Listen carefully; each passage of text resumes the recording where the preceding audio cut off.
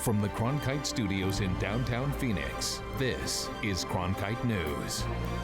It's America First, the president's decision on the Paris Climate Agreement and how Arizona officials are responding. Hands off that phone, a hands-free ordinance in Pima County goes into effect today. Progress for Penn Zone, what the next steps are in deconstructing a legacy left behind by his predecessor, Joe Arpaio. Cronkite News starts now. Good evening and welcome to Cronkite News on Arizona PBS. I'm Annika Walters. And I'm Tyler Finger. Thank you for joining us tonight. President Donald Trump has officially decided to withdraw the United States from the Paris Climate Agreement, but is open to renegotiation. In a statement he gave at the White House this afternoon, President Trump said despite opportunities in solar and renewable energy, he wants the U.S. coal and oil industries to thrive. So we're getting out, but we will start to negotiate, and we will see if we can make a deal that's fair. The decision has raised local concern. On Wednesday, Mayor Greg Stanton shared a statement on Twitter. He states, quote, "Climate change is already harming Arizona and threatens to further stress the Colorado River, impose prolonged drought, fuel even more dangerous wildfires, and increase high temperatures. We can't turn our backs. In Phoenix, we will continue to do our part by working toward becoming a zero-waste, carbon-neutral city by 2050, end quote. And Cronkite News wants to hear your opinion on Trump's decision to leave the Paris Climate Agreement. Our Public Insight Network is collecting feedback from our viewers.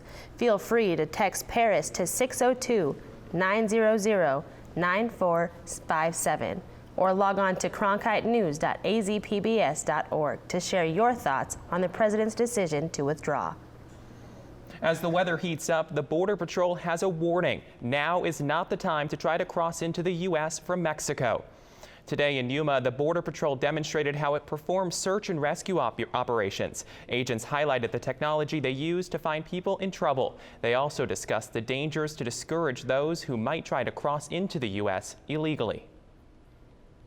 We're just out here showing people, obviously our number one point to get across is don't cross the border in these conditions. Don't cross the border ever, but especially not when the temperatures rise.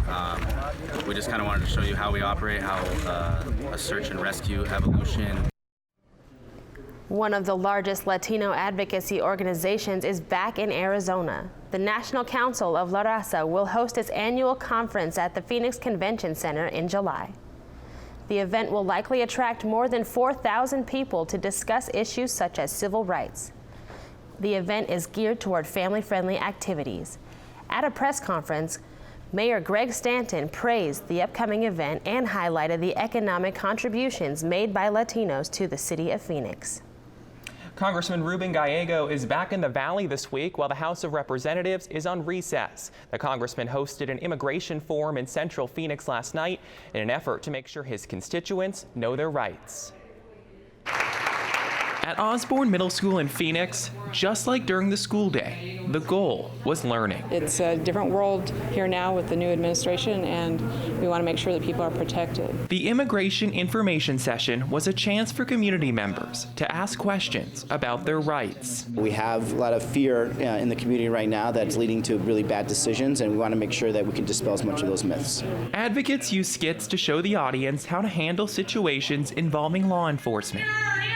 The key takeaway for those in attendance: immediately call a lawyer if they feel their status is being challenged. Their chances of getting a much more complicated case are less now. We can prevent them from making some serious mistakes that can get them into trouble. But for Representative Gallego, fear of getting caught is a very real problem some of his constituents are facing. You never want any family living in fear. You want a family to actually live their full lives and try to help them become legal permanent residents, eventually citizens. But when they live in fear, bad outcomes occur from there. Representative Gallego says they will host more of these events if there is enough demand in the community. We have an update tonight on a story we have been following all week. Federal preservation funding for Route 66 is set to disappear in 2 years. While there are plans for a bill that would preserve funding for the historic road, Congressman Ruben Gallego told us he believes the road will end up getting the funding it needs.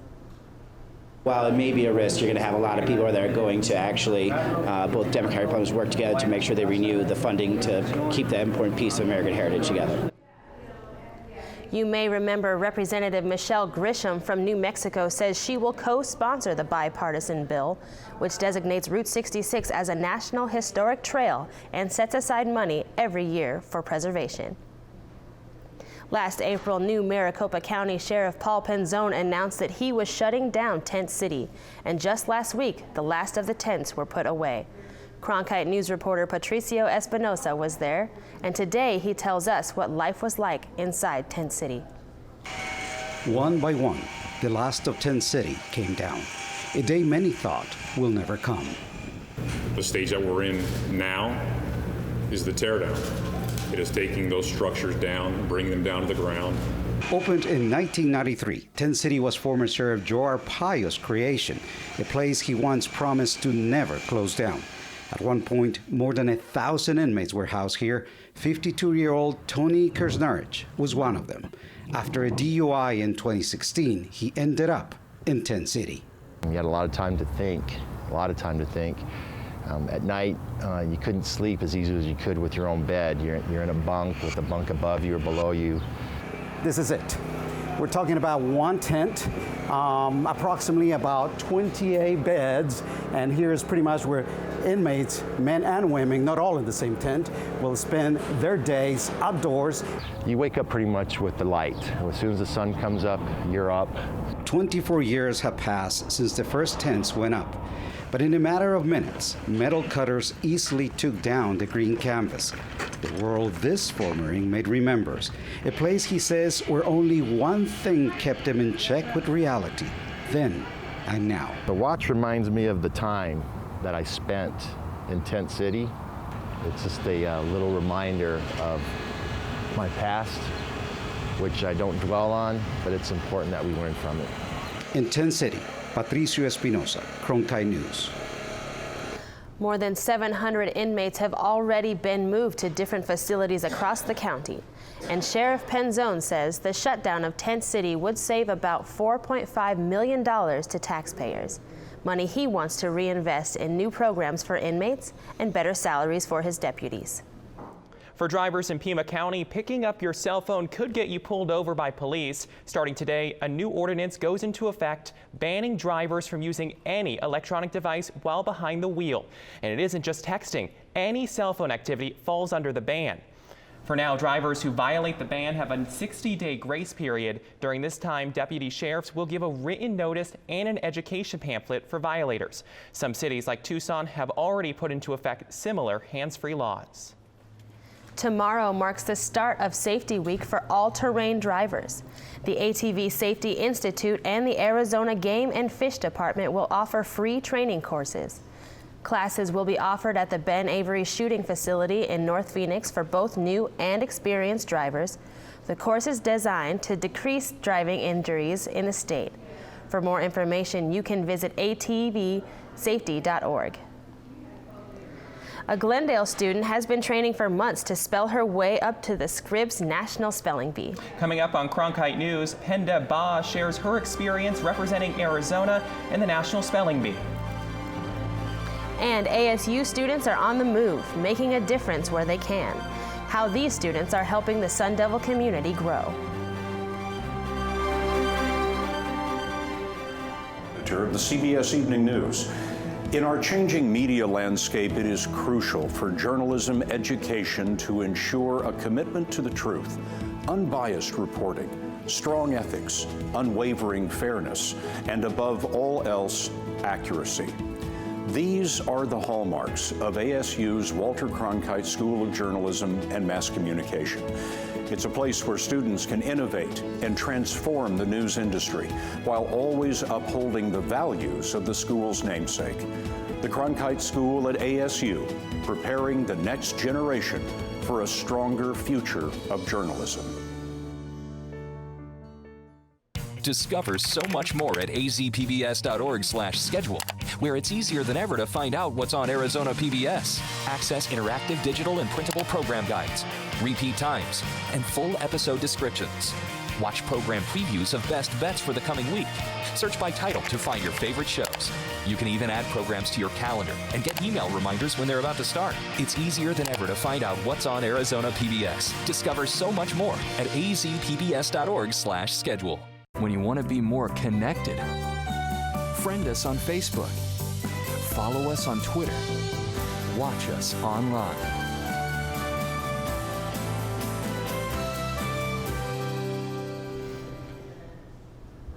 Losing is never easy, but it's even harder when you're still a kid. Cronkite News Washington reporter Noelle Lilly caught up with Penda Baugh from Glendale, who took her elimination from the Scripps National Spelling Bee in stride.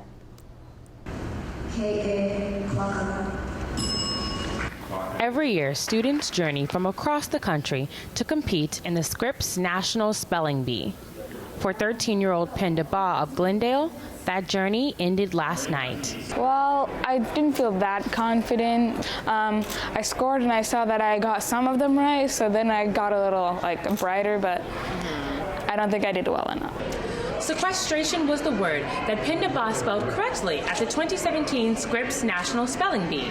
However, it was the preliminaries written test from 2 days before that ultimately eliminated her from the competition. But for Penda, she says the experience is not a regret. Making new friends, I'm learning a bunch of new words, and taking the experience so I can teach other people. Penda's mother says their family couldn't be prouder. I'm feeling very proud. We are all very proud of her. You know, if you work hard and you believe on yourself, no matter what, one day you will achieve your goal. Penda says she even hopes to one day pass the torch on to her younger brother. I think it was still fun. Yeah. Even though I can't come back next year, I can always coach my brother. Penda says she'll always remember the experience. Glad I came here. Even though I didn't make it, I'm still glad because I made some new friends and I had this awesome experience that I can keep with me for the rest of my life. In Washington, Noelle Lilly, Cronkite News. The 2017 Scripps National Spelling Bee champion will be announced tonight on ESPN. Some Arizona State students are giving up part of their summer to share the Sun Devil spirit outside the state. Cronkite News Los Angeles reporter Devin Gooden was in Anaheim, California to find out how Sun Devil athletics and the ASU Caravan are giving back to the community. The Sun Devil Caravan had a two-day event in Southern California, bringing along several student athletes, band members, and some of the 942 crew, Arizona State's student section group. Sun Devil Athletics has made it a point to visit not just Arizona cities, but also Southern California to appeal to the larger ASU community in the region. Members of the caravan assisted with packaging at a local food bank and visited Walt Disney Elementary School in Anaheim. The Sun Devil Caravan is all about getting back to the community. We want to come out here and help make a mark on the people here to show them what ASU truly believes in, and that's giving back to people. ASU is an amazing school, and so this is a huge population of the people that could possibly go to ASU. Kylie was a part of an ASU contingent of 30 that visited a food bank in Garden Grove, a community near Anaheim. The next day, while at Walt Disney Elementary School, the group led a presentation with the help of Sparky. The purpose was to show the kids what the Sparky acronym meant and to influence the students to pursue ASU. Principal T.Li Fielder felt the ASU Caravan proved beneficial for her students. I think it just gives them an opportunity to see what the future is like for them, hearing from other students that are further along in their experience. I would imagine that for the students and coaches that came today, that is inspiring to them and a very positive experience. The caravan has only been on the road for 4 short years, but Associate Athletic Director Bill Kennedy is hopeful that events like this will provide a positive impact for Sun Devil Athletics. One of the things that we do is bring student athletes, band members, 942 crew members, and the great thing is these are very popular trips and activities, so each year it has gotten easier to get student athletes to come along and be a part of it, and it's just continued to grow. The caravan finished its summer tour in Yuma on its way back to Tempe. For Cronkite News, I'm Devin Gooden. The ASU Caravan is the traditional kickoff to the summer season. You can keep up with the Caravan at www.sundevilclub.com. Speaking of ASU, some students are making magic happen. Not quite with broomsticks, but with PVC pipes. Coming up, how the fantastical sport of Quidditch found its way to the Valley.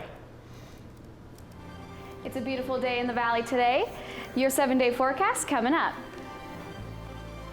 I think I finally found my hallelujah. I've been waiting for this moment all my life now. All my dreams are coming true, yeah. I've been waiting for this moment. It's good to be alive right about now.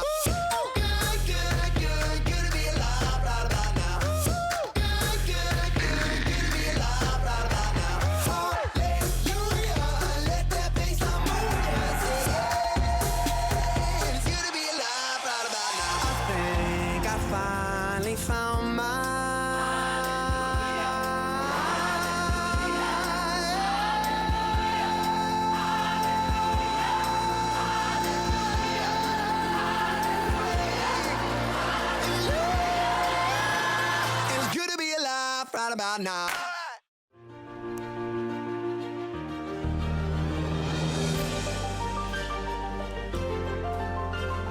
Officially from 36, and he hooks it in. Arizona State wins. Keeping one deep, and it is caught. Jalen Strong. Do you believe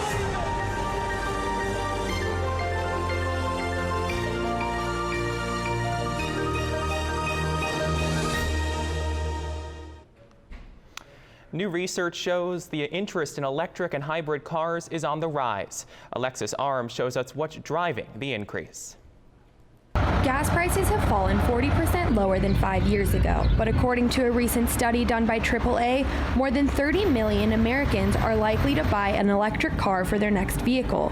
Right now, my car gets about 60 miles to the gallon, but I think I could do a lot better with that, so I'm thinking about trading my car in and getting something a little more environmentally friendly. A poll from the University of Texas at Austin found that 91% of millennials believe climate change is happening. It's not really about gas prices for me, it's more what I'm doing for the environment, because gas prices are pretty low, but at the end of the day, knowing that I'm contributing to the cause for the environment, it's a good feeling. Another leading factor in the green transition, technology.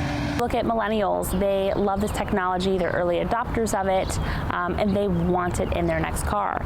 So we believe that electric vehicles are poised to be a very big staple vehicle in the future, and we believe millennials are going to be a very big part of driving that trend. There are still concerns over how far a single charge will take drivers, but according to AAA, the number of charging stations in the Valley has quadrupled in the last 5 years.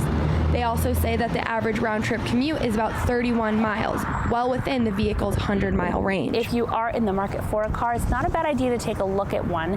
You never know. It might be something that you thought you would never drive, but once you get in it, you might love it, and it might be your next vehicle. In Phoenix, Alexa Arms, Cronkite News. Well, no matter what kind of car you have, if you're driving around the Valley this weekend, you may want to crank up the AC. Madison Connor has the latest forecast. Madison, I think we all want to know, how hot will it get? Well, Tyler, it's not that bad out today. We're looking at around 97. It's pretty sunny and calm. You can see that we are actually underneath the average of today. That's usually 100, and thankfully well below the high of 111 that was made in 2012. Looking into our temperatures across the state, you can see that it's pretty nice up there in the north, 69 in Grand Canyon, 72 in Flagstaff, but does heat up down here in Tucson and Casa Grande at 94. Pulling into our 7-day forecast, you can see that there are those triple digits that you're looking for. Unfortunately, those lead right back into next week and 107 on Monday. Madison Connor, Cronkite Weather. People often separate the world of books from the world of sports. But at Comic-Con in Phoenix last weekend, we found one sport that bridges this gap. Among the madness at Phoenix Comic-Con, Arizona State Quidditch players taught young fans of Harry Potter to play a game that went from fantasy to real life. For 8-year-old Bailey Follett, playing Quidditch sent her practically soaring through the clouds. My favorite part is where you get to fly in the broomstick. It's like you're flying, and then you get to toss the ball. I pretend I'm flying. Quidditch is the sport the fictional Harry Potter played at Hogwarts, flying high on his Nimbus 2000. But without the magic of flight on a broomstick, young Comic-Con fans played a more grounded version, running around on a PVC pipe and scoring by throwing deflated balls at goalposts from both ends of the room.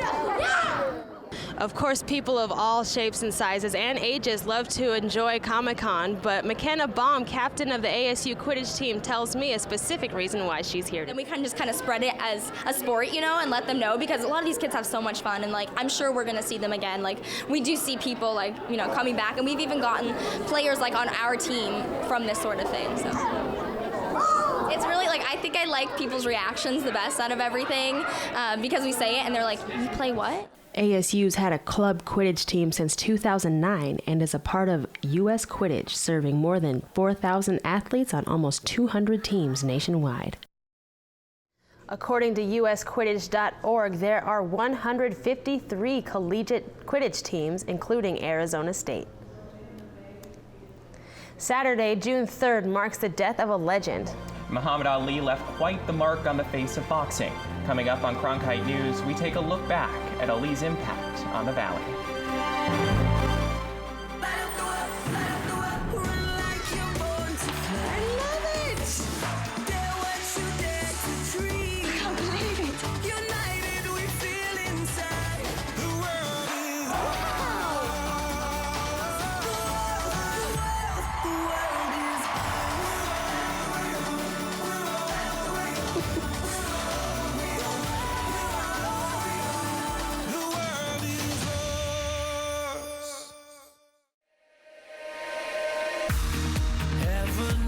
You're a dreamer.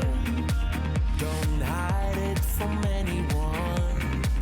Don't hide it from anyone. Hey, would you believe me if I said we are here for a reason now? This is our life. This is what counts. This is for us. I will go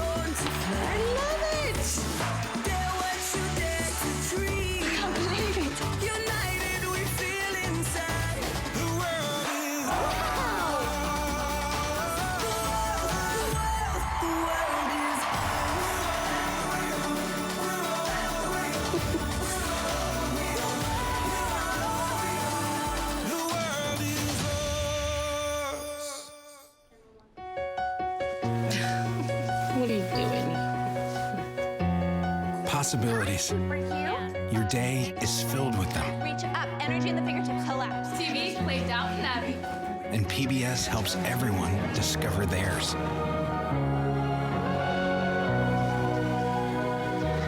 Anytime, anywhere. Up in the sky, you can see it. PBS, we're with you for life. This weekend marks the one-year anniversary of legendary boxer Muhammad Ali's death. A civil rights activist and a great fighter, Ali inspired thousands around the globe. Tonight, we take a look back at how people reacted to the Phoenix resident's death last year. We saying goodbye to a legend, a one-of-a-kind. You know, there's never going to be none like him, I don't think, in my lifetime. I enjoyed his spunk about what he did, what he has done for the children here and there and everywhere. Muhammad Ali, I think, shows how this country truly should have been and the potential it still has to keep going on forward. Ali's hometown was Louisville, but he spent the last 10 years of his life here in Scottsdale. Phoenix residents placed flowers and tributes at memorials across the valley, both at the Scottsdale Hospital where Ali died and at the Muhammad Ali Parkinson Center at the Barrow Neurological Institute. The Muhammad Ali Parkinson Center at Barrows is one of the largest, most respected in the country, and I've already had people coming up to me, past entertainers, past honorees, saying, hey, we want to help, we want to get this thing going again. And I'm lucky that I'm in the best place for Parkinson's. This means that life with Parkinson's disease and life caring for someone with Parkinson's disease is significantly better than it would be otherwise. He left a legacy of loyalty. I think he was loyal not only to his hometown, Louisville, where I'm from, but also to his adopted town, Phoenix, where he was really more like a citizen than a celebrity here. Ali passed away in Scottsdale on June 3rd. He was 74 years old. Cronkite News is proud to be the news division of Arizona PBS. Here's what's coming up on Arizona Horizon and PBS NewsHour. On the next Arizona Horizon, an In Focus special. ASU Gamage Executive Director Colleen Jennings-Rogensock talks about her career in the arts and her experiences getting big-name Broadway shows to the Valley.